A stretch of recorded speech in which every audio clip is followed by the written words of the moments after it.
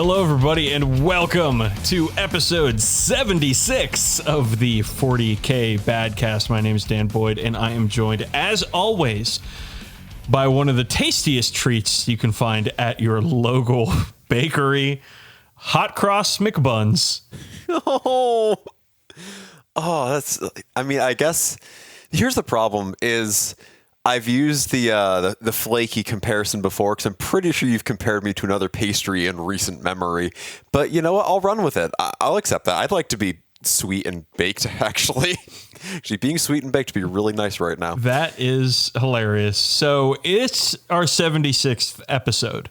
Mm-hmm. And we're recording this on the 8th of July, which as the second most patriotic day of the year, as all American historians know, has no cultural significance whatsoever. But it's near the 4th of July, and it's the 76th episode. So I guess we're more American than normal this time around. And we're already extremely American, so there's not much room up we can go. I mean, no, Campbell. Okay. No, there's a lot of room above us we can go to, but not very much in regards to our general Americanness. There is a very generous review of our podcast. Could be something along the lines of like, these guys have a lot of room to grow.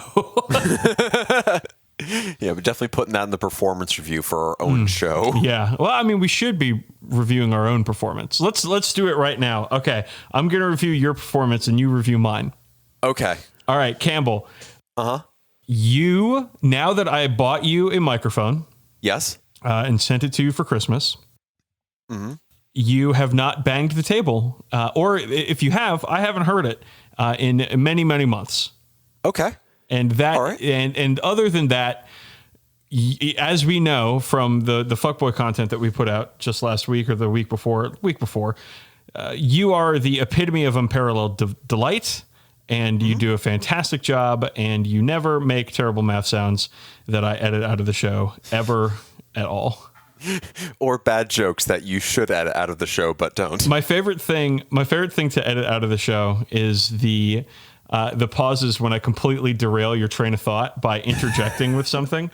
Like you'll be talking about something and I'll just be like, wow, showtime, or something stupid because I'm making jokes over here. And then it takes you like a full 5 seconds to be like, okay, he said showtime. Okay, he's referencing this.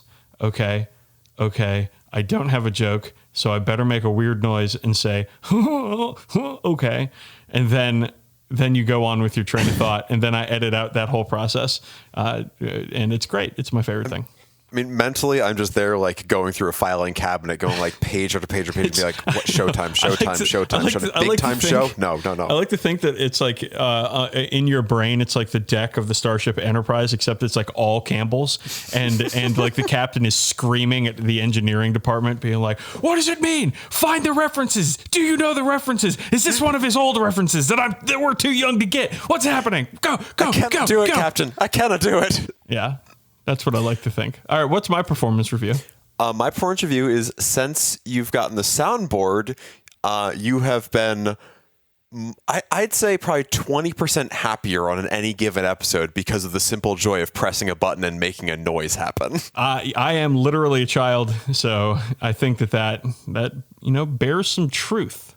Yes, I mean, I can only hope that each one has a signifying sticker that lets you know which one is which one, but I imagine they're all just different smiley faces. Well, yes. Yes and no. Unfortunately, it's a bank of 8, and I have something like 14 different sound effects loaded on, so I have 2 digital menus that I have to go through to get them, which is... nice. A little bit of part in the kimono. Ooh. Fuck you, Baltimore. Yeah. Part in the kimono for the listeners here. Let's stop fucking around and get into our actual show. Why don't we? May as well. It's about time. All right, we're going to hit up the specs and talk about what's on our hobby radar. Let's start with hobby progress and how we'll begin here. So I haven't gotten a lot of stuff done because the entirety of last week I spent on vacation. Oh, boy. Went to the beach. Right by the beach, boy. The thing is, you messaged me saying, I'm going to beach. And I'm like, cool. I love beach. Beach is great this time of year. Beach is great, yeah. I really want there, like, I wish there was a place called Beach and all like the greeting cards you could buy just said "Wish you were beach." It was just a picture of unoccupied sand. I love that.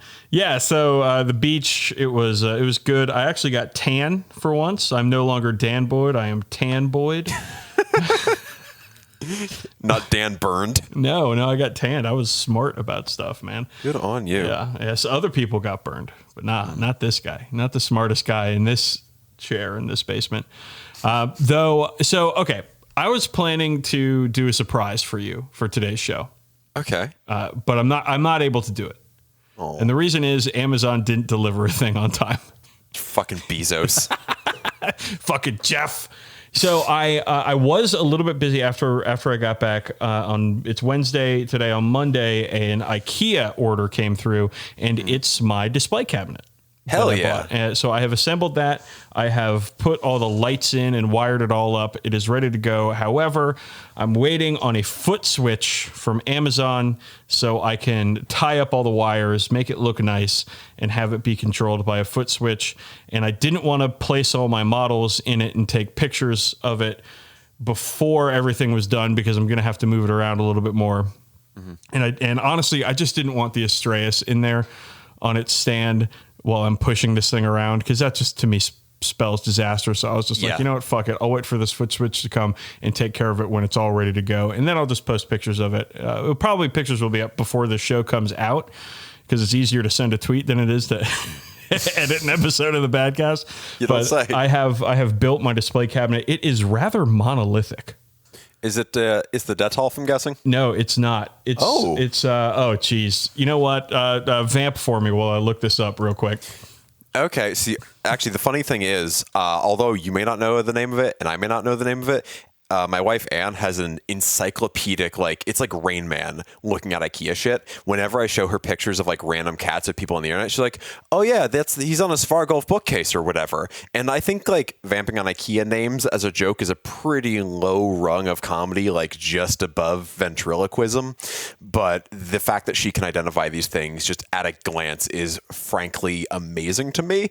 And whenever we're watching like real estate shows or like home renovation shows, she's like, "Oh yeah, they're using IKEA furniture in that room. You can tell they ran out of money because of that." And I'm just kind of impressed and frightened that she has this superpower. All right. Well, thank you very much for vamping. On topic vamping too. That was excellent work, by the way. You were fucking ready with that, weren't you? Yeah, no, I've had that one in the hopper for a while now. That's great. You're so good at hosting a show with me. Especially when I'm prepared material McLaughlin over here. Listen, I am going to adjust my performance review. Oh, okay. And I'm going to say that Campbell does a great job, and I love him. Oh, well, I look forward to getting more Badcast stock options. I mean, in case we need to print some toilet paper. I mean, you own half of this company. I am half of this company. 40K Badcast LLC. And that's not a joke, because that exists. Okay. So the cabinet I bought was I don't know how to say this, but I'm going to try. Okay. It has one of my least favorite letters in it, G. I don't know if we talked about this when I was going off about letters in that one show, but I hate the letter G because it's got so many different sounds associated with it, and it just makes me mad. But I'm going to go with what I think is probably the Swedish way of saying it. I don't know if they use G's over there, though I do know that they spell their country Sverige, and it's pronounced Svedia. Oh. So I'm going to go with Regisord. Regisso with an umlaut R. Regisord. Or in American English, Regisor. Yeah. Yeah. So, which is the nickname for anybody named Reggie I know. So this thing is like 7 feet tall. It's the dark wood color. It's glass fronted. I installed a bunch of the Vax Mira LED spotlights in the thing, so it's all going to get lit up. And yeah, like I said, it's rather monolithic. It is enormous, and I will probably have a bunch of space for models in the future, which is exactly what I need. And I can't wait to get it all set up and have it look real nice. And so when friendos come over, they can come down here and look at all those painted models at the same time. Hell yeah. No, that's hobby. If that's not hobby progress, it's at least hobby progress adjacent. I think that's hobby progress. I'd say it's a little more hobby progress than decanting models into cases. I think if you count buying stuff as hobby progress, then building furniture to store your miniatures definitely counts as hobby progress. Okay. Yeah, I'd say so. And if you disagree with me on that, listeners, like fucking fight me. Okay? I don't even want to talk about it. No debate, just straight to fight. Now I'm angry. All right, other than that, I did manage to do a little bit of painting on these infiltrators. But like I said, I was out for a week and I was working on this cabinet when I came back. So what kind of fucking chump are you to go on vacation and not bring models with you to enjoy instead of going outside to the beach? I don't get it. Well, I did actually bring a box of Hellblasters if I got bored and wanted to build something while I was at the beach, but I didn't get bored. Weird. I don't understand it. Yeah.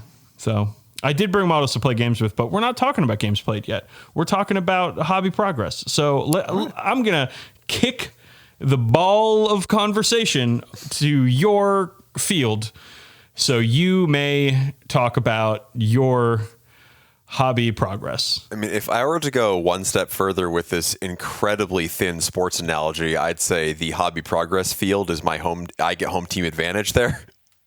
Okay. I mean, I don't know why you got to make a thing out of it. I was just trying to have a fun sports metaphor. And now you are jumping down my throat about not having as much hobby progress as you. And I am once again going to change my fucking performance review to Campbell sucks and is bad. I didn't know you were copying my notes. Like, I didn't know you had a copy of my birth certificate with my true name on it. Don't say my true name out loud, then people will have power over me. Oh, God. All right, what'd you do? All right, so shame me, daddy. If I had a nickel. I finished the armory I was working on last week, or last episode, whatever, the one from Devlin over on Instagram. Yeah. I posted pictures of that on Twitter. Super stoked that came out. Happy to have some themed terrain for my Ultramarines, which is pretty fucking cool. Themed terrain is the fucking shit.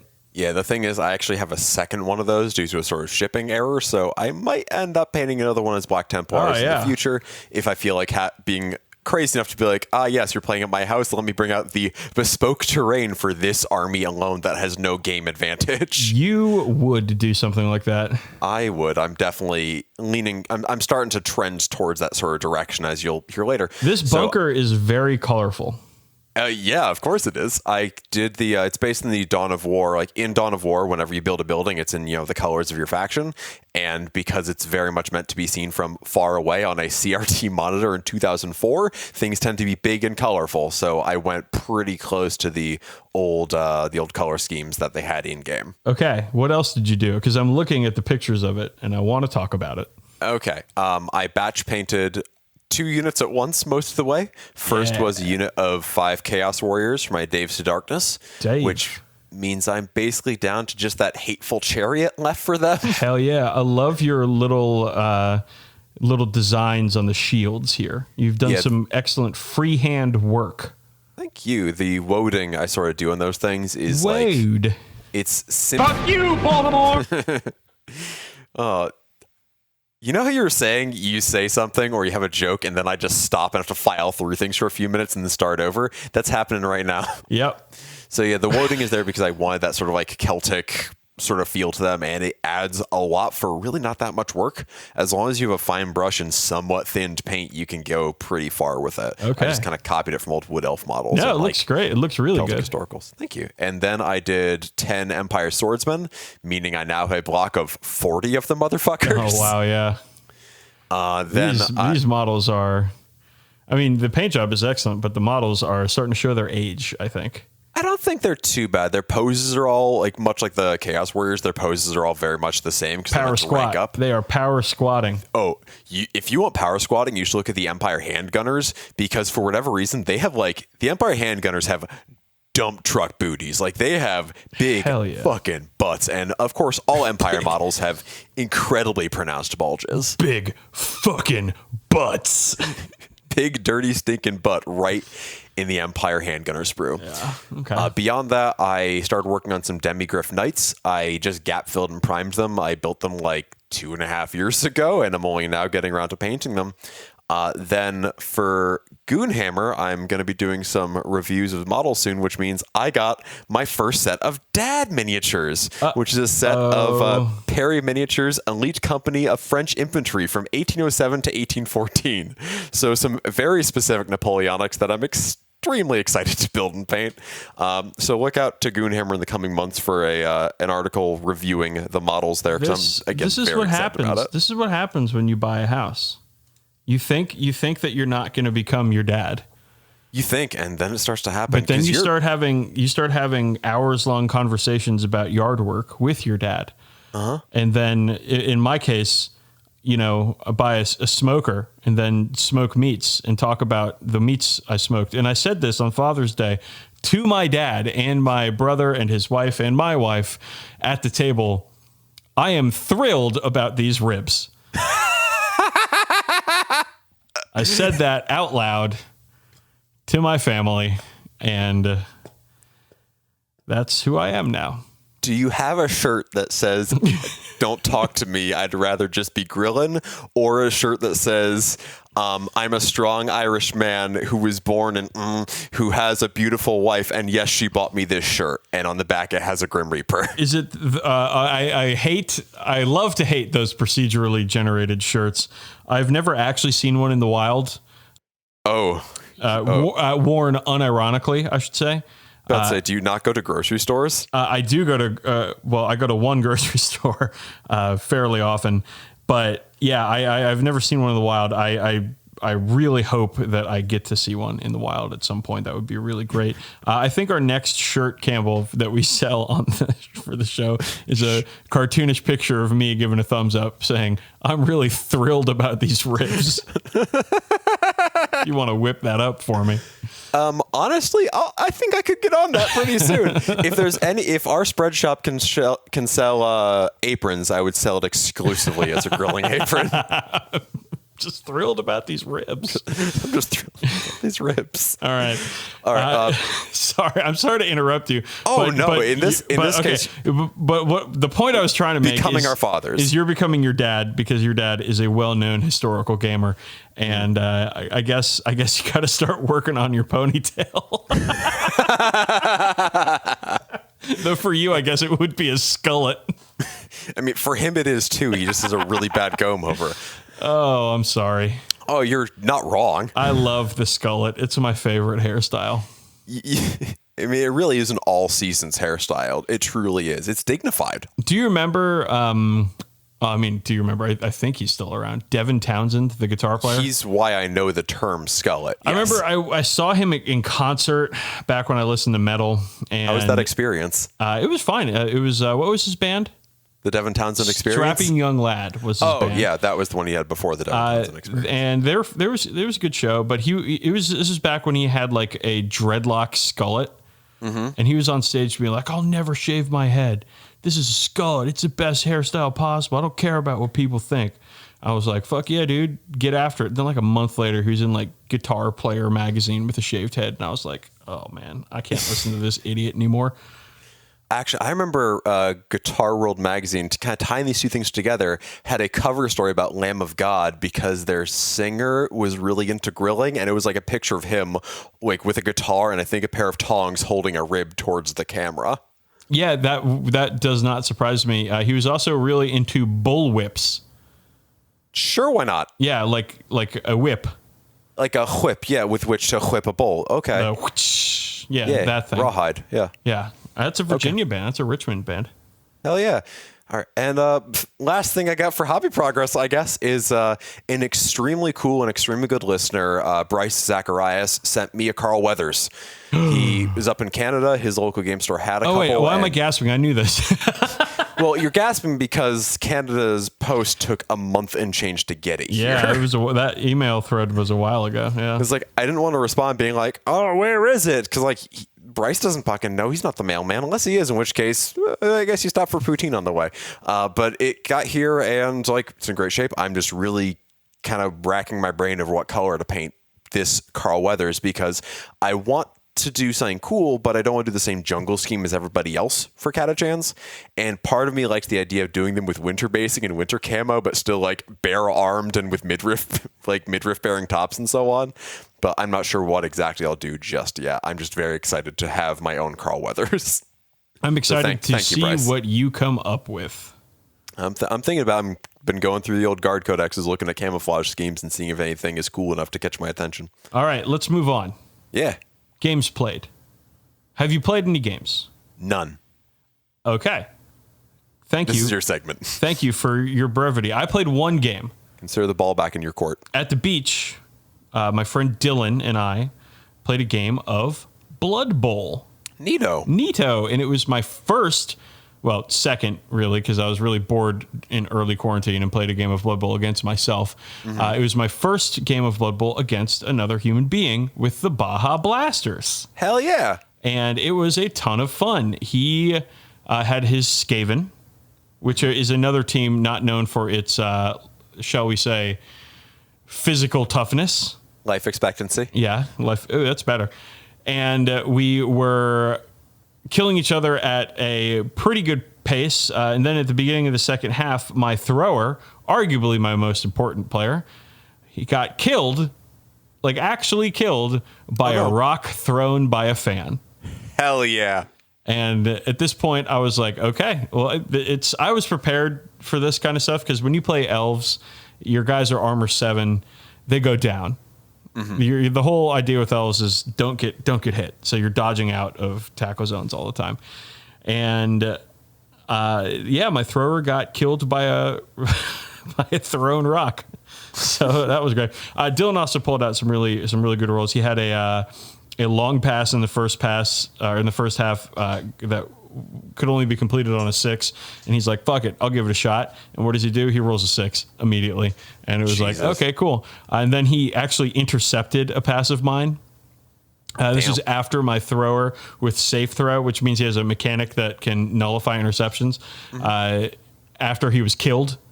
And so I just had a lineman chuck the ball, and Dylan intercepted it naturally because my thrower was dead, and he had a couple good lucks. But then again, I also pulled off some really low percentage plays that included 5 or 6 dodges, a throw, and a handoff for a touchdown. And it was a really fun game. It ended in a 4-4 tie. Damn, that's pretty high scoring, isn't it? The most scoring I've ever experienced in a Blood Bowl game. So it was a lot of fun, and I can't wait to give the Baja Blasters another try. Was it just an expo game, or was it exhibition game? Was it just an exhibition game, or part of a season? Just an exhibition game. I'm planning to do a Blood Bowl campaign locally here at some point in the near future. I just need to get off my keister and actually do it, and potentially have a vaccine available for coronavirus. Oh, there's that too. Minor note. Yeah, let's hope that happens at some point. All right. Would be nice. Let's move on to new stuff. Okay. So not a ton of new stuff, but but there's some fun things to talk about. They showed off some new models over on Warhammer Community. And bud, these are some good models. First up, the Silent King. We've seen low grade grainy pictures of him. We've seen teasers, but I hadn't yet seen the full model. And my dude, this guy looks cool as shit. He's actually a unit, a big floating throne. He's an absolute unit. Yeah, a big floating throne with perhaps the grumpiest looking Necron I've ever seen, and a couple of floaty obelisks.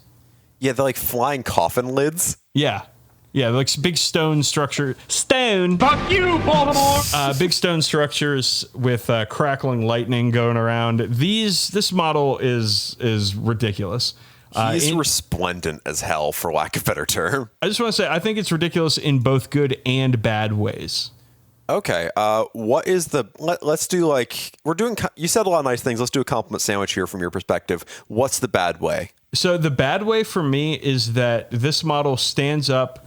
All 3 of the models stand up on their bases via very spindly looking lightning. because I assume it floating. attaches to a bigger piece of plastic at the bottom, because that's how a lot of Nighthawk models are. But I do understand your worry there. Yeah, that's really honestly the only bad for this model is that I think it could potentially be spindly. Can you imagine if it was just one of those old doodle bopper flight stands? Yeah, this is a lot of shit going on in this model, man. It is fantastic. You got the Silent King. He looks badass. He's got a very large staff and a very big headdress. Then he's got two grumpy-looking friendos that are sitting on the throne with him, doing stuff. Then he's got the captured Catan or Satan, or I like Catan because, fuck the letter C. We've already talked about this. Because you like to settle, I understand. You got the captured Catan up there who looks like he's in a whole lot of pain. And then you got these obelisk things. It's a fucking radical model, dude. So the thing is, all right, I love that he's got that sort of space pharaoh coolness without looking too much like two Tomb Kings in space. Yeah. And I do like that he's one of those big centerpiece mini diorama heroes like the Ossiarch Bone Reaper one or the Triumph of St. Catherine. Hell yeah. But his pose kind of makes it look like he's about to like he looks like he's stepping down to sing like a big aria or like he's coming down like the Phantom of the Opera. Like I love it. I'm here for it. Like, it's dope. Oklahoma. Yeah, it's very dramatic. He's a giant undead theater kid. He's kind of like up there being like, look at all this shit, huh? He's got his hand. He's like, look at this shit. This is pretty fucking cool, huh? Yeah. Look at my flying coffin lids. Look at his flying coffin lids. I got these two flying coffin lids. Got a hell of a deal on them. Oh, I'm sorry. I didn't know we weren't supposed to bring our floating thrones to the battlefield today. I thought you would have one too. Oh, I'm so sorry about this. You woke me up. You asked me to come here, and you're gonna give me shit for my flying coffin lids? Get out of here. Get out of here with that shit. The flying coffins. Nobody has that but me. All right, idea mother for me. Silent King. He's great. Love him. Mm-hmm. So they also showed us, and I'm very excited about these next two models because I will buy them and paint them and put them in my armies almost immediately. But the Primaris Tech Marine. Now, I immediately have a problem with this model. I assume we might have some similar problems. My problem is I have no idea if I want to do the helmeted or unhelmeted version because I love both the helmeted and unhelmeted versions of this model. Fair. Robo Skull is a really good head option. It's so good. It's like the layered armor thing, the segmentum sort of armor he's got on his face and on his feet is so really neat. I wish he had a bit more of that sort of thing going on, like the old second edition Tech Marines did. But he's got a little bit going on his chest too. But this guy's got good. Big motherfucking axe wrench. Love that thing. He's got a backpack claw and a big backpack gun, and he's got a pistol. This guy rules. I want it so bad. Yeah, and he's got the little shoulder heavy bolter too. The thing is, he's not surprising to me. Like I figured a Primaris Tech Marine would be coming along the moment they started announcing Primaris Marines. I like the look of him. I dig the bionics. I dig all the bits on him. But as I mentioned a long time ago when I think we talked about the Stormcast chapters and how they map on Space Marines, I was hoping that the Primaris Tech Marine would be so thick and so laden with shit that he'd make a Gravis dude look svelte. He's cool, but I do wish he was, basically a walking bunker. I mean, there's Iron Father Pharaohs. He's bigger and tougher because he's got great Gravis armor, but I don't know. I think this guy looks great, man. I think they didn't overdo it. Well, they kind of do with the axe, but it's a fucking Omnisign power axe. Fucking go for it. They've all looked like that. They've all been giant combination wrench axes. He doesn't have a huge hero rock, just a very slight one. Yeah. I think it's a great model. I'm very excited about it. I think it's a classically Space Marine model, and I do dig it. It is not what I was initially hoping for with the Tech Marine, but I'd still be happy to add him to my collection. Okay. Next up, oh boy, this is my shit right now. We are firmly in my wheelhouse because they released pictures of the Primaris chaplain on bike, and you know what, Campbell? Just you vamp for a few minutes. I'm gonna go chain a tome to my Honda Rebel outside. See, the thing is, when we were talking initially about this, and you're like, I want this fucking model, it's so cool. I made the very passing joke that the Bookmobile is now a book motorcycle, and you're like, I'll give you half credit for that one. No, because you said Booktercycle. Oh, Booktercycle. That's what it was. You didn't say it's now a book motorcycle. You went with Booktercycle, which, I mean, like, it's stretching it for a portmanteau. Credit for the portmanteau. But like, also, like, I'm going to ding you a couple on that because it's really stupid. So is chaining a giant book to your motorcycle and trying to preach over your engine. Don't tell me that. He can preach whenever and wherever he wants. He's a Primaris chaplain on a bike. Why do you think they gave him a bike if they didn't want him to preach wherever the fuck? I mean, I guess that's extremely true. I dig the model. It's like, I dig him. You better not say anything bad about this fucking model or I'm quitting the show. I'm not going to say anything bad about the model. I think he opens the door for other Primaris biker models, which, it makes sense why they Legends did the small marine biker chaplain. I think he's fairly safe, but I'm okay with that. Like, not everybody needs to be carrying a dead guy on a shield. What do you mean fairly safe? He's not as intricate and overladen with shit as a lot of the Indomitus stuff. That's a good thing. No, I know. I'm saying he's like fairly safe though. It's like when I think Space Marine chaplain on a motorcycle, I see that and I go, yeah, that's it. Like, I'm not, much like the Tech Marine, I'm not surprised by it, but I'm pleased by it. Like, oh, that's what I was expecting. I'm happy to get that. I hate that you're moderating your feelings. I'm moderating my feelings on this because I feel moderate about this model. I feel positive about it, but I don't feel like, all right, when I saw like the Blade Guard veterans, I was like, fuck yes, that's my shit. When I saw that stupid ATV, the Invader ATV, I was like, fuck yes, that's stupid and extremely my shit. When I saw this, I was like, oh, cool. Biker Chaplain. I'll get him. I'm still going to get him. Thing is, I might only get one for my Templars, not one for my Ultramarines too. My disappointment is unfathomable at this moment. I am once again going to have to edit my performance review of you to Campbell disappointing not only his dad, but also his podcast partner. The second most important relationship in my life, yes. Oh shit! I got number two. Yeah, you do. Fuck. Am I in front of Anne, your wife, or behind her? Does she listen to the show? No. Good. Then you can answer honestly. The first is Numi. Oh man! I'm ranking high, my dude. And that's mostly because Numi frightens me. Ooh, yeah, she's got claws. Yeah. Oh, actually, all right. And she's near you. Yeah, no, at all times. She's actually watching me from on top of the bookshelf right now, and I think if I say anything slanderous, she'll jump down on me. But I do have one more nice thing to say about this Primaris biker. Okay, understand that I'm really enthusiastic about this, and I'm not like upset that you're not as enthusiastic as me. I'm just having fun. I mean, are you telling me that the big motorcycle haver is excited about the big motorcycle having model? You don't say. Okay, I don't have a big motorcycle. I have a small motorcycle, but I'm saying you're big and have a motorcycle. Okay, this is true. This is the first black painted Primaris bike I've seen. Oh, that's true too, actually. And I get that. And you know how I feel about black power armor. Yeah, no, that's a stealth giant loud as hell motorcycle. You know how it stirs me. Actually, I'm seeing a little detail here, like right at the in the middle bit. Under the giant golden skull with a halo, there's something that looks like it comes down and has texture like it's a foot, like that's the kickstand, and that's a really cute attention to detail sort of thing, and I like it a lot. Fuck yes.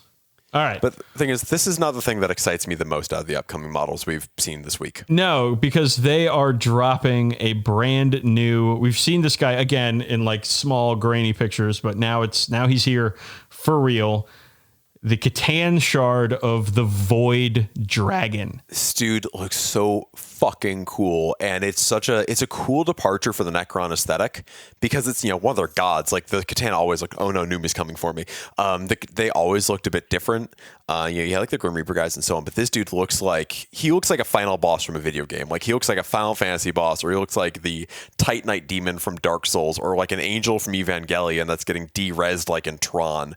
Like he just looks like the biggest, baddest dude. He looks incredible. He's not overladen with shit, like extra shit.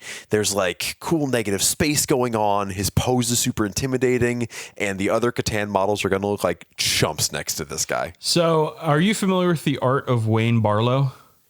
Let me Google it, and I will see what I think about that. I am actually not, I don't think. Well, you should be, because it's amazing. But he has done a lot of pictures of his idea of what hell looks like. And the demons therein look like this. This is a very, very much like a blank void face with a symbol floating atop it. With skeletal wings and arcing lightning and everything. It's extremely Wayne Barlow. And listeners, if you haven't looked at Wayne Barlow's art, you owe yourself a Google image search there, because it is excellent and extremely cool. And this, to me, just screams Barlow. Yeah, I can second that now after seeing a bunch of his work. I also like how you're like, oh yes, it reminds you of the work of this fine artist, and I'm like, anime, video games. Yes, I was thinking about making a comment about that, about how your taste in media is childish and underdeveloped, but I chose not to because I wanted to make a point. But now I just did it anyways. I will have you know that Dark Souls is rated M for mature, and they would not sell that to me at GameStop if I was not rated M for mature. Oh yes, Dark Souls. I've never played a Dark Souls game. I've heard that they're fun though. They're really good and really hard. I've beaten 3 of them. I haven't beaten Bloodborne. Oh, look at you! Too hard for my baby game hands. Look at you! I've beaten 3 of them. I don't know where that accent came from. Anyways, those are the new models I showed, and I just want to get to the 9th pre-orders, because there's a bunch of stuff in there that they haven't really done a whole lot of talking about that I'm kind of excited for. Okay. So, of course, the Indomitus box, we've talked about that at length. So we're not going to touch on that. But new deck of open war cards are coming out. Now, some of our listeners are going to start rolling their eyes at the idea of playing an open war game. But the open war cards in 8th, I absolutely loved. Because it was basically taking the give a shit out of 40K, and you and your buddy just get out there and slam some hams for a couple hours, and it's fun. Yeah, it doesn't need to be a big tactical thing. It doesn't need to be a fucking 100-point scoring system game or whatever. It's just fucking get out there and roll some dice. Thing, and also if it's gonna be kind of a shitty game, you just if you draw a card and go, this doesn't look fun, you just toss it and do it again. Like I played a game in Spencer years ago at this point, I guess. Jesus. We used Open War, and it was a ton of fun. I've played a bunch of games with Open War. It's a good system. It's a good system for just for fun games. I mean, this weekend when the 9th edition pre-orders go, I'm going to be spending a lot of money. But it's not just on Indomitus box, because I'm totally getting the open war cards. I know that I think at this point you have to, if you want to play the fucking game, you have to get the chapter approved books. Right. Because I think that's where the points, and there's a grand tournament pack in there. I don't know what that means, but I'll fucking get it. Who cares? I think they come together. There's the Crusade Journal, which I am very excited about, because I read over on Goonhammer, Rob and... Oh, geez, James. Yeah, Rob and James did a breakdown of what Crusade is over there, and Crusade sounds awesome. Yeah, I read it earlier, and I was pretty stoked about it. They had a really good comparison of complexity in games, where 1 is tic-tac-toe and 10 is Necromunda, and which I loved. Because Necromunda is the best. That's why it's a 10 out of 10. Yeah. And they said that Crusade is a 6. And that's what I'm looking for. Buddy, oh boy. And so I was looking at some close-up pictures of this, and it seems pretty fucking intense, like these Crusade, this Crusade journal, like the pages and the information you can jot down there. So very excited for that. Really looking forward to cracking into some new narrative style missions and narrative style play in 9th edition. They have some Manufactorum Battlefield mats, which I assume are like the cardboard mats that Kill Team comes on. They are. It's no Moon-based Crisis, but it's pretty cool. I'm not interested in playing on cardboard mats, so I will not be buying these. Dice don't roll on cardboard mats; they slide. Okay. So I prefer the texture visually of cardboard mats over matte mats, because they don't have quite as much of that screen door effect. The neoprene mats, yeah. Yeah, but I know what you mean, but for me, it's more of a tactile thing. Oh, I get that. Cardboard blows. I hate it. That's why I bought a dice box, because sometimes you just end up playing on bad surfaces like plastic or cardboard. Yeah. Anyways, they have some new objectives, which I'm probably not going to buy just because they're way too busy.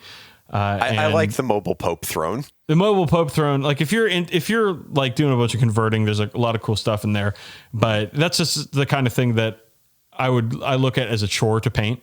Yep. And so I would just never paint them if I bought them. So I'm not. What I am going to buy is they have a new measuring tool, and you know, Campbell, Christ. you know how much I fucking love measuring tools. Yeah, you have the little rubber boy from 8th edition, right? I love it. I use it every game. Was it? Yeah, you were giving me shit about. I buying was that. giving you shit 'cause it's a very silly item.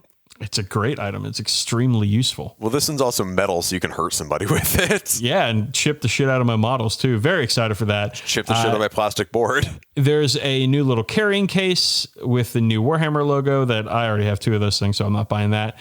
There's some new Necron style paints, which I find very interesting. I like the new paints they're coming out with for new paint range or for like new model ranges. I really do like that since the range is always expanding now. Because I remember in like when I started, it was like, here's the paint range. Good luck. Yeah, fuck you.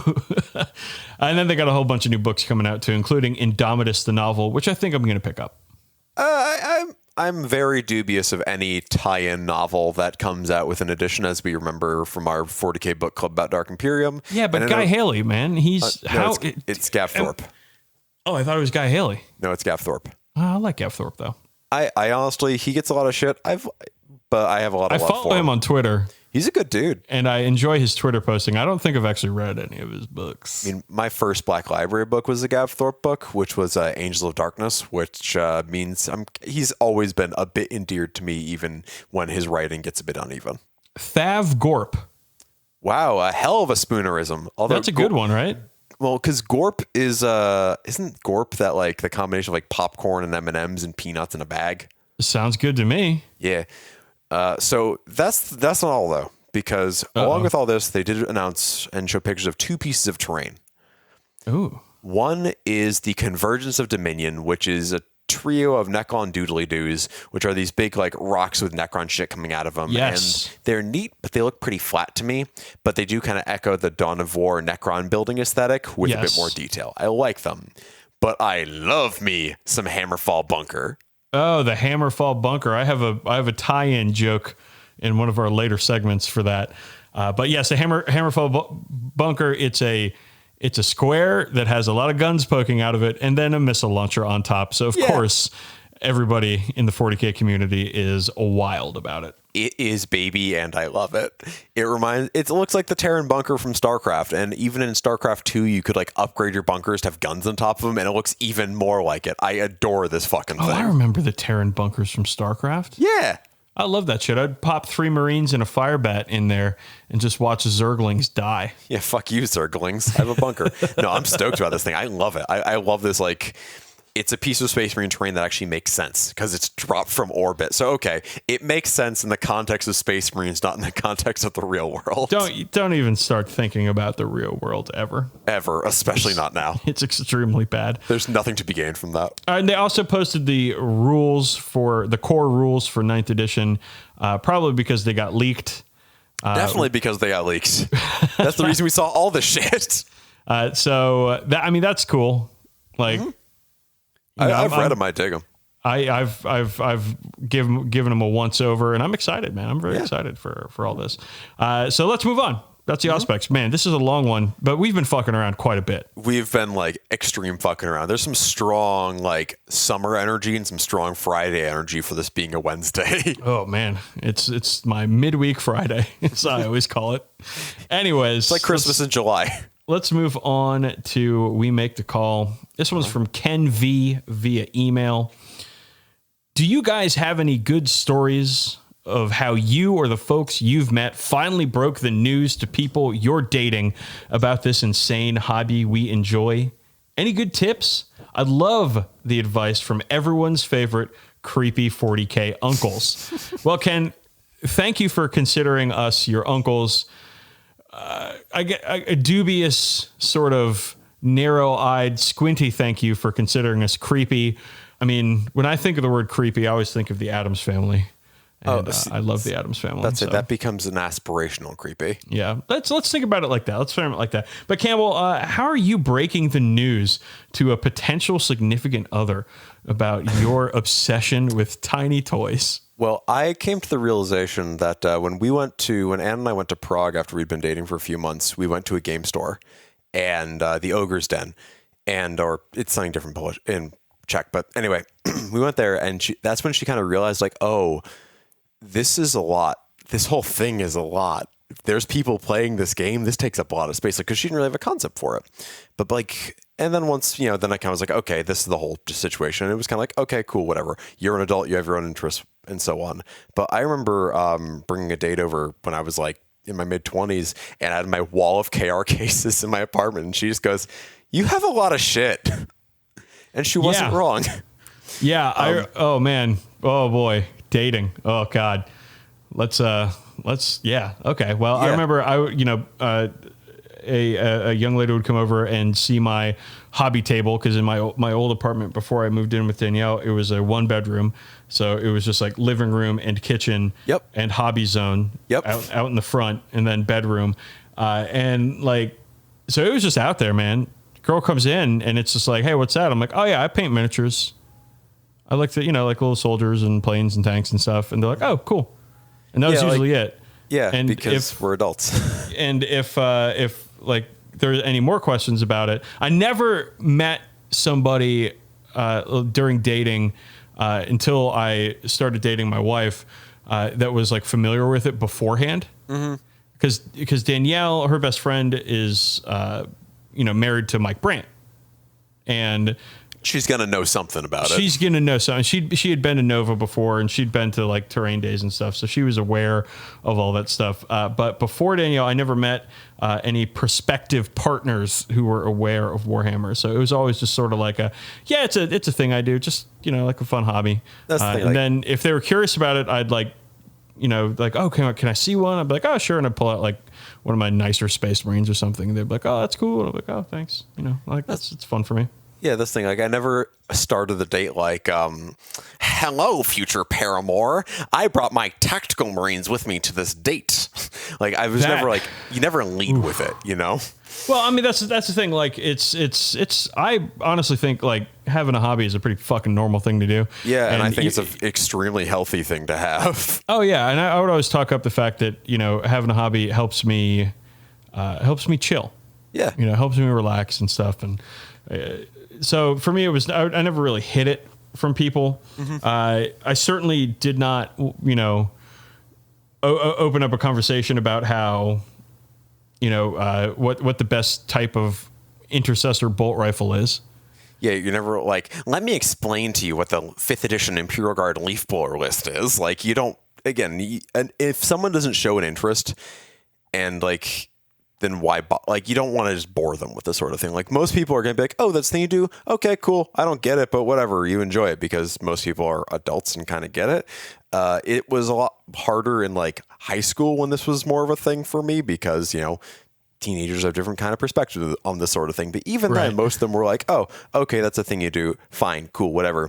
Except for one person I dated who was like, I was paying some Chaos Marines, like some like Chaos Terminators with like spikes and skulls on them. And she's like, yeah, you can't let my dad see these. He's really religious. He's going to get really mad if he sees them. And I was like, cool, fine, whatever. If he gets mad over my inch-tall pewter Space Marine models, so be it. It's like, fine, I won't show your dad my Terminator.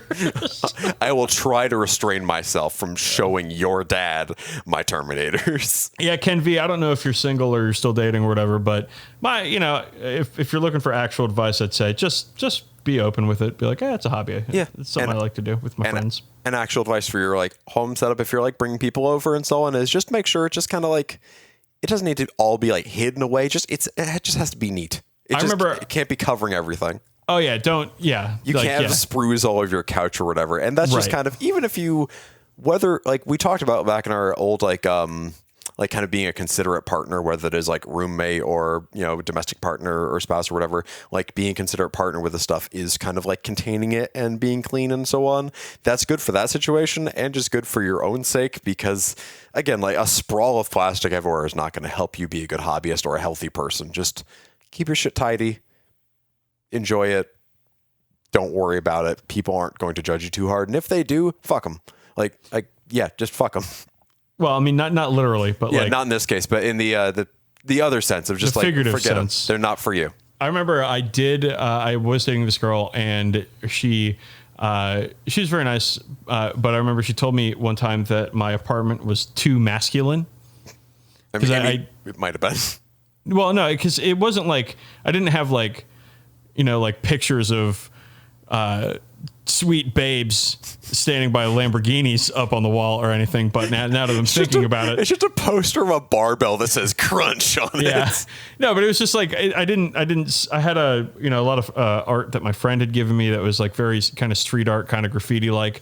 I had Warhammer stuff out. I had a few Washington Nationals things out. And so she was like, there's really no feminine touches in here. And so the next time she came over, I had made sure that I found a vase or a vase and put some flowers in it. And she was like, oh, that's very nice. And then like a month later, she broke up with me. I had this giant print of like a super muscle-bound chaos, like it's a Skinner print of this giant muscle-bound chaos warrior with this giant sword, like in a loincloth and a big spiked helmet. And it was like right over my couch when he came into my apartment. Fuck yeah. Yeah, it's behind me right now. That thing has moved with me and will keep moving with me until the day I die. I'll be buried with that fucking print. I have the old black and white Aquila flag up on my wall, though it's up, and I mean, with the current political climate, I kind of don't love it. It's a little, I get. It's a little fascist. It's a little fashy, but that's kind of that's the imperial aesthetic. That's intentional, but so like if I was still dating nowadays, it would not be up. I mean, also if you have a flag on your wall as like an adult in a single apartment, maybe that's a little odd too, but. Yeah, maybe. I had it up in my apartment. We had a listener write in and say something funny that I want to repeat here, and I need to actually get into the email because I want to give them credit. And oh my God, it's going to ask me for. Please don't ask me for two-step verification. Oh my God, please don't do this to me on the show. Not on the show. Okay, this one comes from. This is how you found out you've been fired from the Badcast. You lost email access. This one comes from Angelic9. On our email, and they say, call the fascist racist 40K fans fash gits, or as you would say, fash jits. And I really enjoy that. Yeah, what I told them is I feel a little bit conflicted because giving them a solid identity gives them power, but I really like the pun. Yeah, it's excellent I'm very punnage. Conflicted. So thank you, Angelic9, for that. Okay, now let's actually move on. This is our dumb segment, and we're talking about GW beach merch. That's right. I just got back from the beach, Campbell. I haven't talked about that yet this episode. And there's a lot of branded merchandise coming out from Games Workshop these days.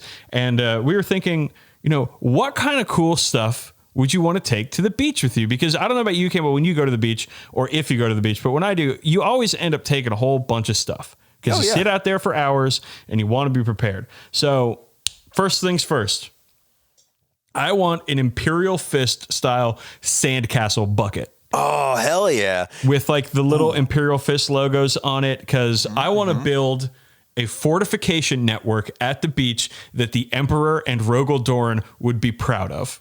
I'm picturing you could probably get there's that Forge World Horus Heresy, like Imperial Strongpoint sort of thing. Hell yeah. If you could get a giant mold of that, you could essentially make that, actually. Yeah. So let me tell you a quick story. We were at the beach. Tide was coming in. Guess what? Our camp, it was too close to the water. So we had to actually dig a trench in front of our camp and a seawall to stop the water from getting in. And it worked for about an hour. And then it was, of course, washed away by the ocean because nobody can stop mighty Poseidon. I'm pretty sure you just described the plot of I Am Slaughter. So I did indeed fail Rogel Dorn in that respect at that time. But I think if I had Imperial Fist sandcastle buckets, I think it would work out. All right. So I got a thing for you here. So you, like me, you're a man of Irish descent, so I assume you also incinerate in the sun if you're in there too long. I don't. I actually tan. That must be really nice. I turn bright red and then a slightly darker shade of pale.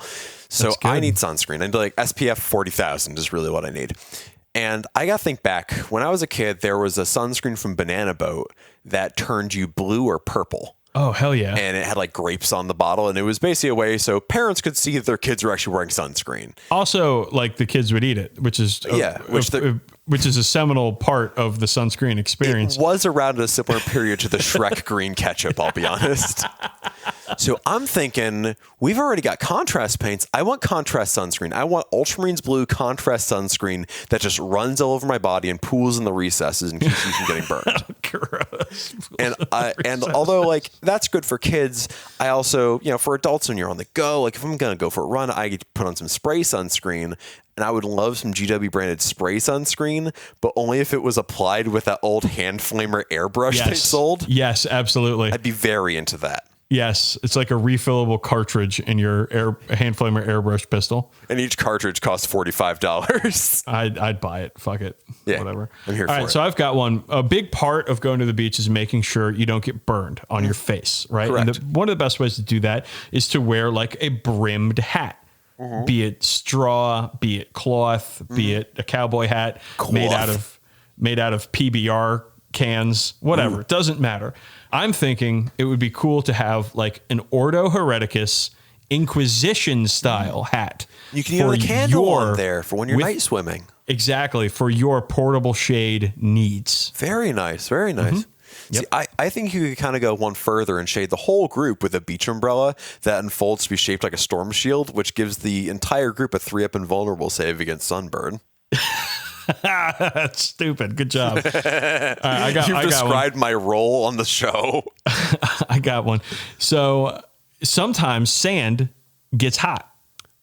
It's coarse and rough and gets everywhere, I know. Now, we're not talking about when you roll a 1 when firing a plasma weapon, but we're talking about the sun actually heating the sand to uncomfortable levels. And this is when I think the Adeptus Mechanicus needs to step in and sell us some Dune Strider flip-flops. Oh, okay.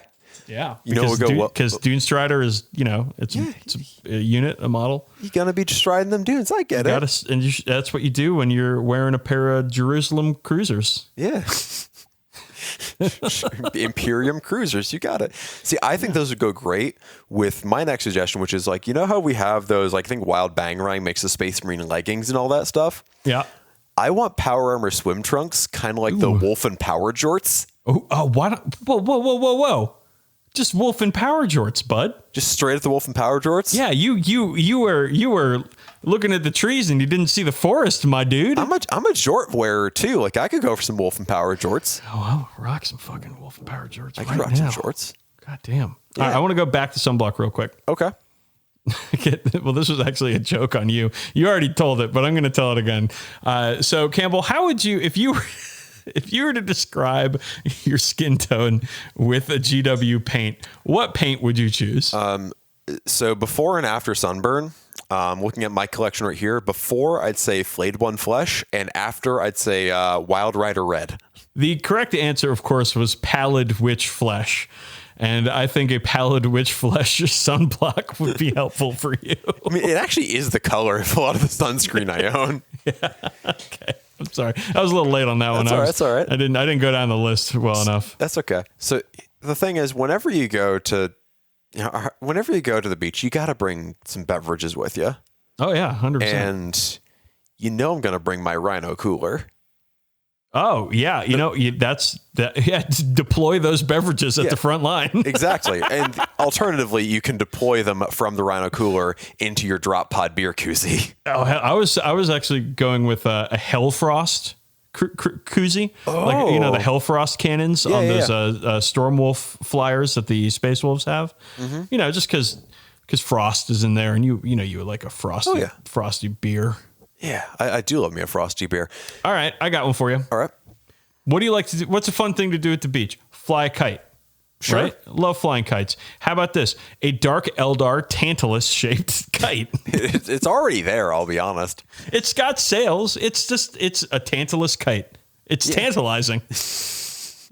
You gotta have some kite fights with your Tantalus kite. Yeah, that makes sense. What else you got? So the thing is, while I do love the beach, I grew up in kind of the actual most landlocked part of Connecticut you could grow up in. So most of my swimming options were pools and lakes. And when you're in a pool or a lake, that's where you can start getting real comfy. because you don't just want to be swimming in the pool. You want to have your beverage with you, but you don't want to just have it like floating loosely in the water. It's going to spill. So you got to get one of those like floating drink holders. And I think this is a stunner here. A floating drink holder shaped like an impulsor that can hold a whole 6-pack. Oh, right. Yeah, but not tall boys. or sorry, only tall boys. Yeah. It only holds tall boys. Yeah, not pounders. Or yeah. Okay, I like it. An impulsor floating cooler. Yeah, it can hold 6 beers, no more, no less. Well, you mentioned it can only hold Primaris beers, though. You mentioned the Hammerfall bunker earlier in the show, right? Mm-hmm. But what about you've got a baby? Let's just say you have a baby. Oh no! How did this happen? How is Babby formed? It's very, very difficult to answer that. How'd you get pregnant? Right now. Pregnant. So you got to keep that baby out of the sun. All right, because you can't get a baby's not going to reapply sunblock on its own. They're stupid. So you got to keep the baby out of the sun. And this is where the Hammerfall baby bunker comes in. It's like one of those little mini tents that you set up, and it's got some flamers on the side and a missile launcher full of snacks, full of goldfish and Ritz crackers and fruit snacks for the baby on top. Yeah, the Hammerfall drop bassin at them into it. Okay, what else you got? So I think I'm still at the pool here, and like the pool is not the beach. I'm saying it's summer, baby. All right, and I'm talking water fun here. All right. What do you do? Are you talking water sports? Oh, I am talking water sports actually. Are you talking water sports? Yeah, that's why I'm going to talk about the Slanesh Assless Speedo. I would also accept the Custodes banana hammock.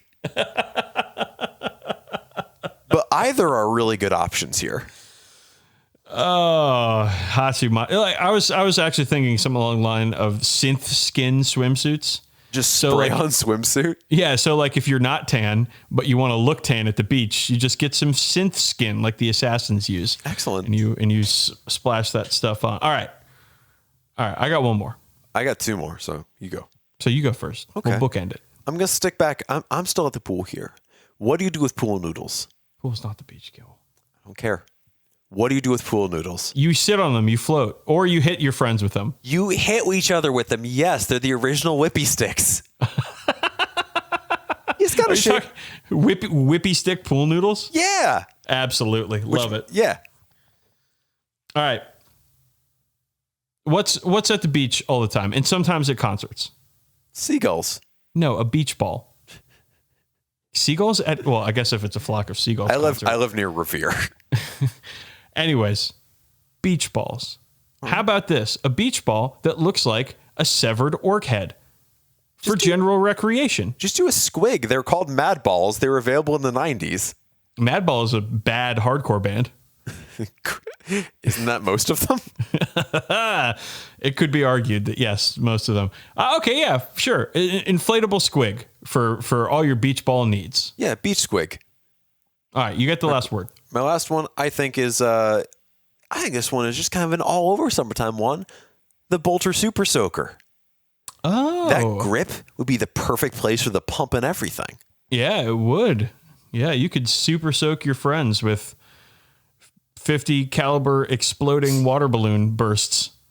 Oh, that would be fun. Yeah, a water balloon launcher. That would be a lot of fun. Hell yeah. That sounds like just dangerous enough to be a really good time. Yeah. Rocket propelled water balloons. Yeah. All right, gang. Well, that's our dumb segment on GW Beach merch, or I guess summer merch, because Campbell's got to be fucking different. That's what I gotta be. Summertime good times. All right, let's move on. We are bringing back a fan favorite segment, Fulgrim's Book Nook.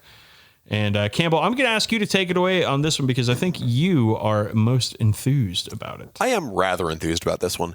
So over the past month, I read the Night Lords trilogy, so by Aaron Dembski Bowden. So Soul Hunter, Blood Reaver, and Void Stalker. And I read them when they initially came out in 2010 through like 2012, 2013 or so. And I loved them then, but this was my first time kind of revisiting them after they'd all come out, knowing kind of what happens and reading them all together as more or less one book. And these are the story of First Claw and the Warband of the Exalted, who are a group of Night Lords who just do Night Lord shit, which is raiding, murdering, dying, and kind of just doing the three of those in various combinations over the course of 3 books. Mm-hmm. And when I read these back in the day, these were my favorite Black Library books I'd ever read. And that was before, Aaron Dembski Bowden wrote his Black Legion books or Master of Mankind. It was before I'd read the Gaunt's Ghost series. It was a very different time. Like, it was 10 years ago when I read the first one of these. So my tastes have changed. Black Library's output has changed. And I kind of wanted to revisit them and see how I liked them now with a lot more perspective and quite a bit of time. So tell us, Campbell, some major plot points from this trilogy. Okay, so we're going to be doing some spoilers here. Spoiler. If you haven't read these books, I don't know, stop listening, throw your phone in the ocean, just unplug all the power to your house, just avoid electronics forever until you finish reading these books. I'd recommend those first 2 to just about anybody all the time. But in the case of these ones, like, I'm not going to go too far into a lot of the spoilers, and for what it's worth, like, the main character Talos is a prophet, and he prophesizes things that happen over the course of all 3 books, which I thought was really cool revisiting them, because, like, he'll have prophecies in the first book that pay off in the third, or get referenced to in the third, which is why I'm sort of treating them like one book. And for those who aren't familiar, the Night Lords are a traitor legion. They sided with Horus during the Horus Heresy. They come from Nostromo, which is basically Crime Planet, which is a planet where it's always nighttime and everyone's a murderer, a ganger, or both. And this is a legion made up of the most violent and vile people from there. I've heard a lot of people say, why did Conrad Kurz get to have a legion? Because he was Murder Batman, and the Emperor should have known it was not a good idea, but he still let him be the Primarch anyway. And this is kind of getting to examine that. And this is a series that really examines who Chaos Space Marines are in a way that, at least at that point, had only really been touched on in Graham McNeil's Storm of Iron, which I highly recommend. That book's a lot of fun. And yeah, it's a very interesting kind of relic of its time, because you have a lot of things in there that kind of feel like explanations of rules in a way, while also exploring these literary themes that Aaron Dembski Bowden wanted to explore with these characters and with this setting. So as for major plot points, you have the Warband of the Exalted, which is where you have all these, it's basically the remnants of the 10th company of the Night Lords. So you have the Claws, which are squads, because of course they have their own little term for it. And the multitude you're following First Claw for the most part. Right. Your main Space Marine character is Talos. What's his last name? I don't actually remember what his last name is. I only really know him as Talos, and he has his squad mates who are Uzas, Zarl, later Mercutian, and there's a couple more. Like Reuven is a psyker who comes into it at one point, not for too long, and you just kind of see these guys interact with each other, because what they actually do in the books is kind of secondary, because most of what they do is just kind of trying to survive, and it's seeing how these characters interact with each other over the course of this series. And you have these very interesting point of view characters in Septimus and Octavia, who are Talos's artificer slave and the ship's navigator, respectively. Who is also enslaved. Who is also enslaved, because every mortal is enslaved on these ships, and they do not pull any punches by, they're not nice to these people. Like Talos, when Septimus does something that pisses him off, brutalizes him. Like, these are not good people. And they're doing everything they can to survive, and this is kind of all they know, which is sort of what makes it interesting to follow them along, because you'll see these characters do something awful and then try to justify it. And over the course of the series, you see those justifications come out more and more as hypocrisy, and more these things feel like very forced justifications where they're lying to themselves. And Septimus is kind of learning from Octavia, who is a recent I hate to say acquisition by the Night Lords, who is giving him this outside perspective and kind of teaching him how to be human again. And he kind of has the most dramatic arc over the course of the series. Yeah. So I want to break in here. Yeah. And talk about, I'm actually going to give a contrary opinion for once. Okay. So I don't like these books. Okay. I think they're well written. I think Aaron Dembski Bowden does a good job. Mm-hmm. I hear a lot of praise for these books coming from the Warhammer community people, not from Warhammer community, but our community of enthusiasts about how good they are all the time. I've read them. I thought, honestly, that they were boring. Really? Okay. Yes. I felt that the Night Lords, I could not relate to their motivations at all. And this is not just me not liking chaos, because it's not necessarily true. I love the Black Legion books. Mm-hmm. I think the Black Legion books are excellent. It's just that these Night Lord characters, when you write Space Marines as inhuman, Aaron Dembski Bowden did an interview on Goonhammer recently, and it's fantastic. But one of the points he makes is Space Marines are superhuman, right? Yeah. And so how can you attack superhuman?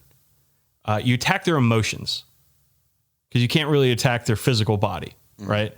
So you attack their emotions, and that's what makes an interesting superhuman character. These Night Lords are, for the most part, completely one-dimensional, including the main Night Lord, Talos, who is just like kind of mad and bitter. And that's just what he is.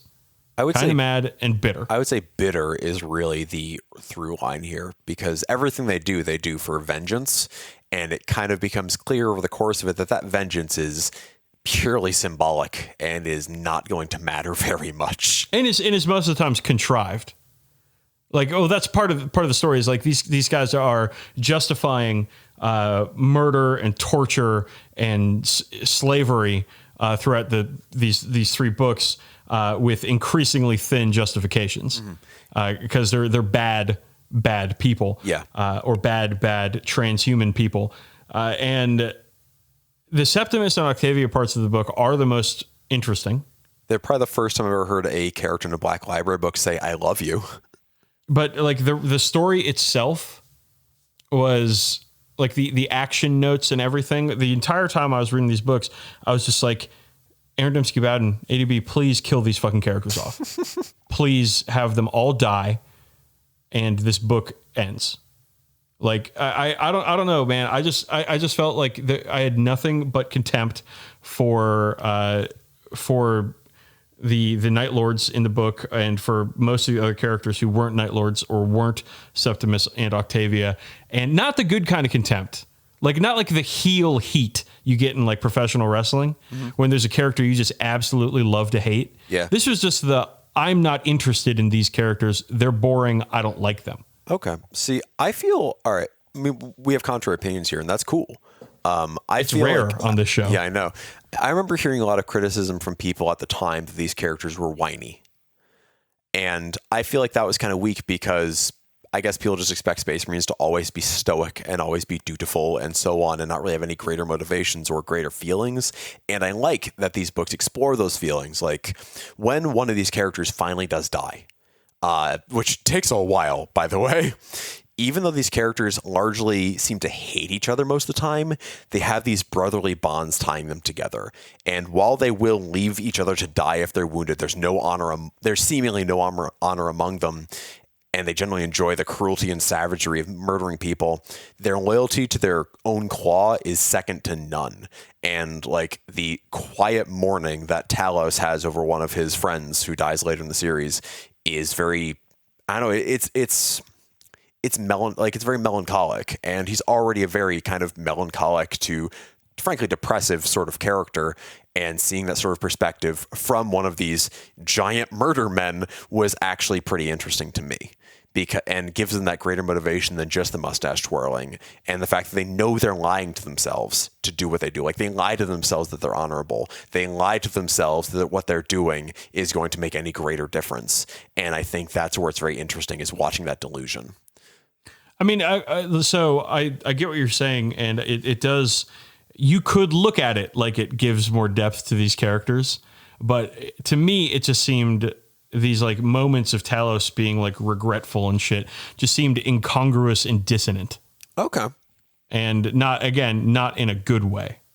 Well, the thing with most of this, for me, when I was reading them, most of these scenes where he is being very, morose and so on, are scenes where he's alone and not around his other battle brothers. Telos being morose is fucking every scene. Well, he's in. that's the thing is It's so tiring. There's nothing like it's just nonstop shit from these Night Lords.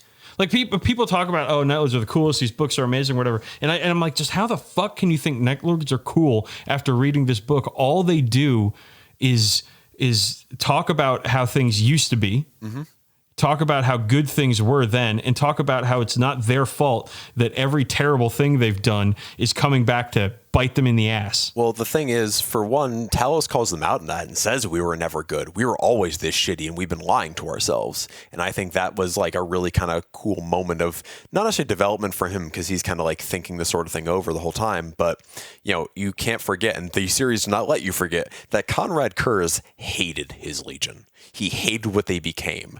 He hated that the moment he left Nostromo, it turned right back into Crime Planet. And that's why they destroyed it.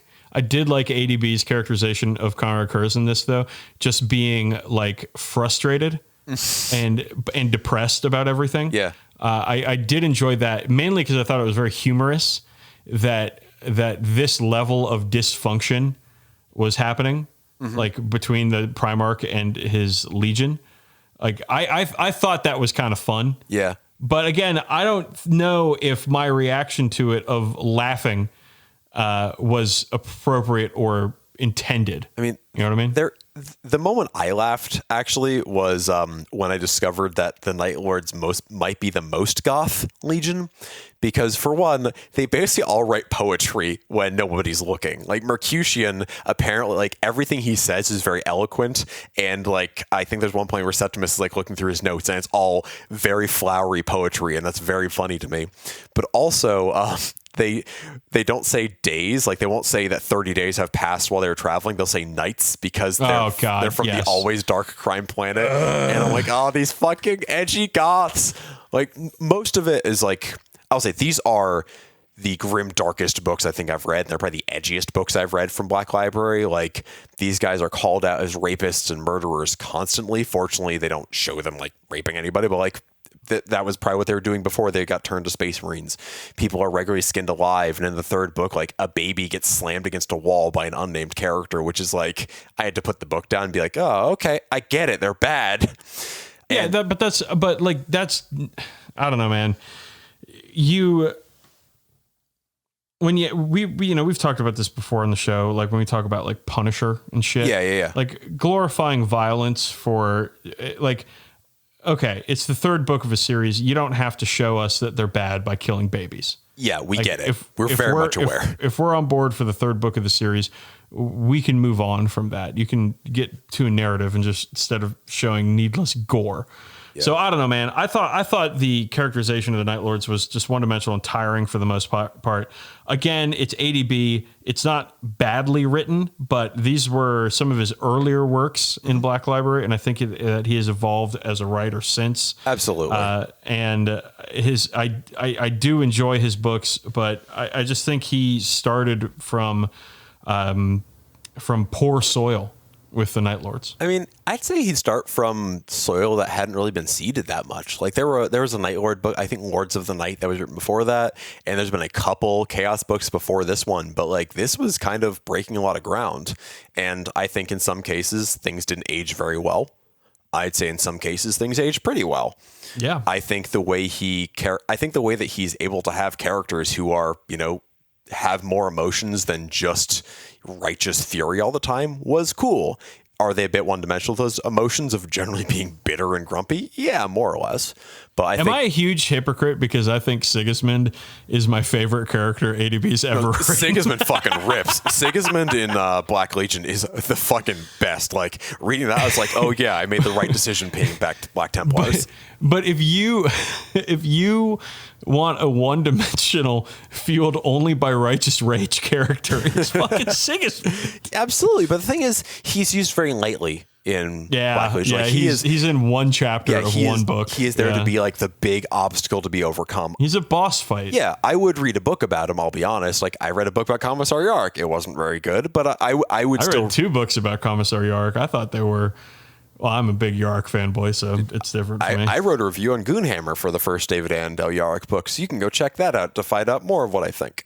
I'm also from Annandale, so...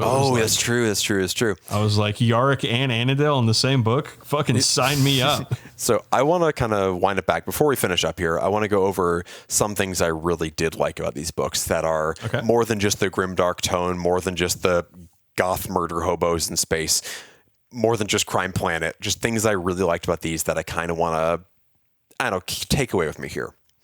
The first is there's a good number of parallels with the Imperium that are drawn. And like, not just parallels, but compares and contrasts. Like in the first book, Octavia is like, I'm captured by Heretic. This fucking sucks. But Septimus is like, you were basically a space trucker before, and now you get to be the navigator for an Adeptus Astartes vessel. This is going to be a life of adventure like nothing you would have seen before. Because every navigator's dream is to be a space marine vessel navigator, because they're, the cream of the crop. And that was like, okay, cool. It's one of the scenes that kind of gives a perspective for why like heretics are heretics. So it's not every heretic is that slavering, like blood for the blood god, oh my spleen sort of like murder guy. They're just people.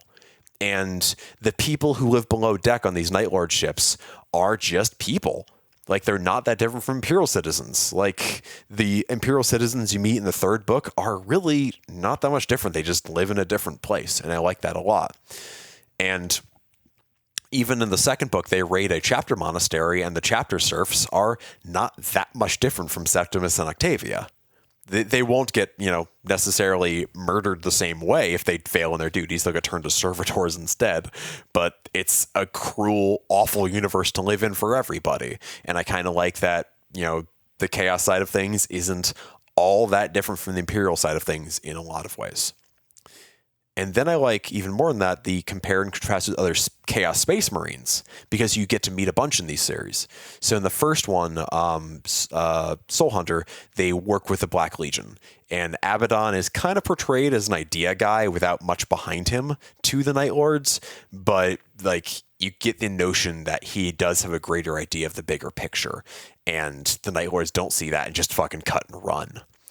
And then in the second book, you have this great scene where they infiltrate a chapter monastery of a Space Marine chapter, and the Night Lords do the Night Lords thing. They just kind of be Batman and run around, do all that, and it's cool. And then they clear the way for the Red Corsairs, who teleport down with the Terminators. And there's a scene where the Terminators are fighting in a hallway, and the Night Lords are taking cover behind the Terminators, laughing at how these guys are getting the shit shot out of them, and just piecing the fuck out afterwards. And I kind of love how craven and cowardly these guys are. Like, that's the bit where I feel like these are the heels, and I do actually love them for being the heels. Okay.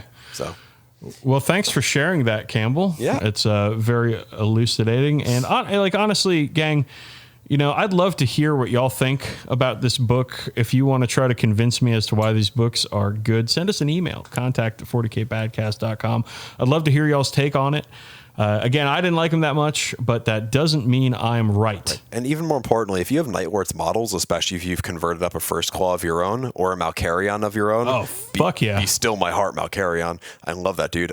He was the Dreadnought. Yeah, he was the Dreadnought, and he was... Okay, I did like Malkarion. He rules. Like, he is... Every line he says is either hilarious or, really, sticks with you. This is like a one-liner factory. Yeah, he gets all the best lines. You want to talk about bitter? That guy's like bitter. So it's turned the corner around from bitterness to humor. Yeah, which I enjoy. Where the rest of First Claw is just like, look at us, we're mad about stuff. Yeah, again. I would say occasionally Septimus will get a funny line, even if Octavia is just kind of like, oh, what a stupid man. He doesn't understand me, which I think those bits of writing are kind of crummy. But Malkarion, every fucking line he says is a one-liner. It's even always in boldface, which I really love. Oh, he's very loud. Yeah, because he's a dreadnought. Yeah. And like he'll even be like he'll be like, yes, we must crush the enemies, and then he'll be thinking like, oh, this shit again. Like the pictures into his mind where he's just kind of like, I'm just tired and want to go to bed. I love Malkarion. If there was like, there's even scenes in the third book where it's just him kind of palling around with a random mortal with a peg leg who's following him around that are wonderful. I love him, and the more of him, the better. Malkarion does kick ass. All right, gang. That was our Fulgrim's Book Nook for this episode. Let's move on from what is good writing to what is almost certainly terrible writing. It's Factor fan. I have to make a stinger for Factor fan fiction. Yeah, you do. I mean, I will say, I don't want to go too hard into just aping I Don't Even Own a Television and just doing segment songs for every single segment. They write songs. Yeah. Well, the one fella writes songs. I don't want to steal that bit, but I can make dumbass sound effects. You can. You can make some dumbass sound effects. like Episode 69. Yeah, why make something you can only use once when you can have something you can use every episode? Fuck you, Baltimore! Or multiple times an episode. Let's get into Factor fan fiction. I'll make a stinger for next episode. Okay. We'll have some fun with that. All right. So I'm gonna change things up a little bit this time. Hell yeah. We're gonna play a game. We've played one of these before, where one of these songs is about Warhammer and two are not. Oh yes, I love this game. But I'm even putting a further spin on that spin and see if you can catch what the game is this time. Okay.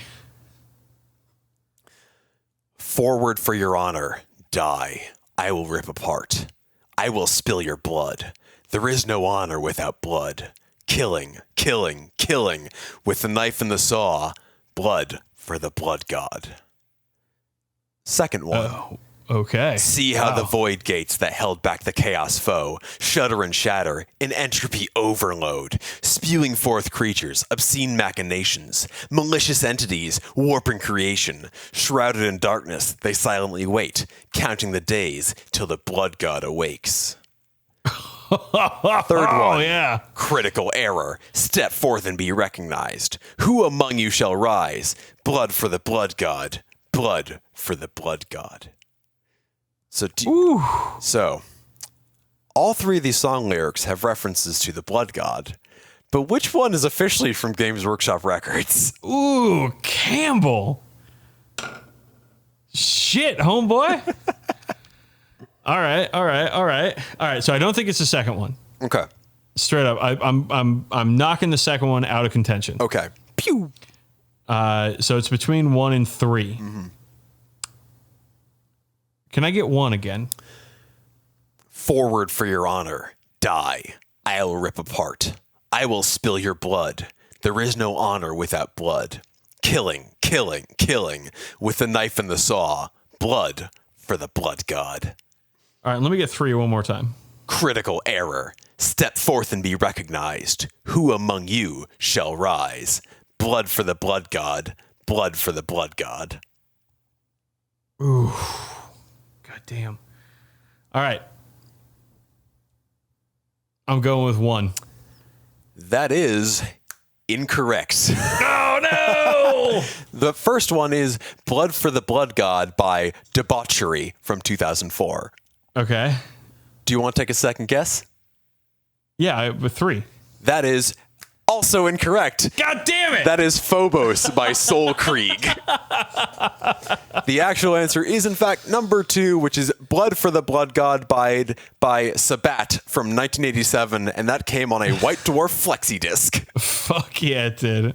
Now, I did find another song called Blood for the Blood God by a band called War Crab, but I couldn't find lyrics to copy paste, and I couldn't understand the lyrics because the vocals were full Cookie Monster. All right, well, I was way off, huh? All right, well, what are you gonna do? You can't get them all right, gang. Nope. That's a good. I love that game, Campbell. It's the one that takes a little more research than typing Crash Bandicoot Warhammer fan fiction into Google, but it does pretty okay. All right. Well, let's do some plugs and let's get the hell out of here. Goonhammer. We've mentioned Goonhammer a few times on the show. This episode, I write a weekly column. Well, I help write a weekly column. Jules did last week's like 90% of it, though his excuse was his wife had a friend over and he didn't want to disturb them, so he just sat in his office and wrote. And I was like, "Fuck yeah!" I can relate Does to she that. need more friends to invite over so I don't have to do shit? But it's called Necromonday. It comes out every Monday on goonhammer.com, and we talk about Necromonday, which we haven't talked about on the show in a while. We haven't played much of it. And if you're still on Goonhammer, I recently posted, or it should be out pretty soon. I did a getting started on Cities of Sigmar, which is 4,500 words about my favorite giant bulged mustachioed men in the Age of Sigmar. So also, like, Goonhammer is doing Rules Hammer series where Rob Chilton is breaking down the rule changes in Warhammer 40k 9th edition. This series is really, really good. If you are curious at all about what is different about 9th edition, head on over to Goonhammer. They do a great job of breaking it down. You can also reach us at our email, contact@40kbadcast.com. Tell me why I'm stupid for not liking Night Lords. That's a big one, gang. Like, the window is open. I'm there at the sill, and I'm waiting for y'all to scream at me how stupid I am about not liking this book series. And always want to see these models, especially if they're converted Night Lord First Claw members. And you can also find us on social media. Twitter, it's the best one. I am at DB_sleazy. He is at Brother SRM. And when I said Twitter is the best one, I don't mean that it's the best platform. It's just probably the easiest way to reach us on social media. Right. It's the way you can really do some drive-by posting and get at us quickly. But if you still want to stay on social media, and oh God, why would you? You can look at my models on Tumblr, cam2d.tumblr.com, or you can go to our Facebook page and post it there. Somebody pretty recently posted, I think Violent J from Insane Clown Posse made a fursuit to go to a furry convention with his kid, and it was weird and wholesome, and I really hope it's real.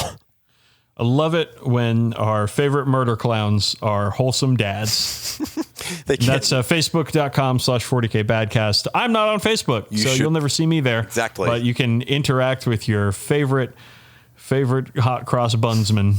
If you want to interact with your second favorite 40k Badcast member, get at us on facebook.com. So aside from that, you can support the show. We are on Patreon. We have not one, not two, but 3 different tiers of support, which gets you all sorts of bonus episodes, dumb shit, whatever. And that's at patreon.com/40k Badcast. We will have a new bonus episode for June. I know it's July. I'm sorry. It just happens this way sometimes. It's been a real one. Real life gets in the way. Injuries happen. We're getting on it. We'll have the June one out real soon. We'll get our July one out post haste after that one.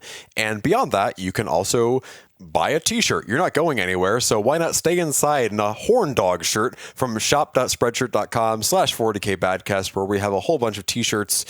I'd say other merchandise, but it's really just t-shirts. And soon we'll have a I'm just thrilled about these ribs shirt that I'm very excited about. Thrilling to be grilling. It's thrilling to be grilling with the 40k Badcast. So that'll get that out there. I'm sure that'll be out here before too long. And I got a big ol' announcement for y'all to engage with us in a super cool way. We probably should have put this before we did the plugs. I imagine some people peace out once the plugs start. But I want to announce a new fan fiction challenge. Fuck yeah. Way back in the day, like early in the Badcast's sort of history, we did a fan fiction challenge where we asked people to write fan fiction, send it in, and we would read the funniest stuff on the show. Mm-hmm. And we'd each choose our favorite and read it out loud. I think the last one we did was a Where Are They Now 40K, and that was somewhere in like the 20s of the show. But yes, it's been a while. This time around, we're looking for not just any fan fiction, but 40k crossover fan fiction in a challenge we're calling the 40k cross-fuction challenge. And yes, there is a K on challenge and a K on cross-fuction, because why the fuck not? This is the worst name. It is the worst name, and that's why we have to do it. So if you would like to enter in the 40k cross-fuction challenge, again, a lot of K's in there, we want you to send in your fan fiction. Only 2, though. Only two. Very important. We only have 2. And only 2 concurrently, any whomst. If you're going to be sending this in, we want you to send in a maximum 1 page in MS Word or Google Docs. For God's sake, make it 1 page. Yeah, I don't want to read more than that. And send 40K cross function. So, choking my own spit here. So I want it to be 1 page in MS Word or so. Include any sort of include your name if you want us to read it out loud. Any preferred pronouns if you want us to, refer to you with that sort of thing. And it just has to be a crossover of some other IP and Warhammer 40,000. Right. And if I will say the caveat is, if Sonic the Hedgehog is involved, because that is a very low-hanging fruit, you cannot just let the IP do all the work. You got to do some work on your own to make that really worth it. If Inquisitor Sonic shows up and that's all it is, no, that's not enough. He has to spin dash and fucking boop off some heretics or something. There's got to be some real spice on it. So Inquisitor Sonic. got to purge fast. Oh, God. So we'll pick our favorites. We'll read them on air. And... whatever. So the due date for this... whatever. Fuck you. Whatever. Fuck you. Due date is midnight, August 15th. Include your best understanding of the spelling of 40K cross-function challenge in the email headline so we know what to look for. And get sending those in. I'll do a few announcements on social media before this goes out so I can remind some folks. And so, this doesn't just get sprung. I want to give people the chance to really write get sprung. I want people to get sprung and write some dumb bullshit. So yeah. Due date, midnight, August 15th. 40K cross-function challenge. Get on it. Mail any submissions to contact@40kbadcast.com. All right. It's time to leave. And on this show, we leave on a quote because that's just what we decided we were going to do at the beginning. And we're just doing it every single time. So Campbell. I feel like we were a little more straight with the material when we started. So Campbell, for the 76th time, what have you got for us? A fine mind is a blessing of the Emperor. It should not be cluttered with trivialities. Ooh, but what about a fine ass? That should not be cluttered with trivialities either. Oh, what does that even mean? Who knows? It means you should eat more fiber. It's a poop joke. All right, we're the 40K Badcast. We're bad at 40K, and you can too. And we will see you in the next cartoon. We're like bad at 40K. Oh, nice.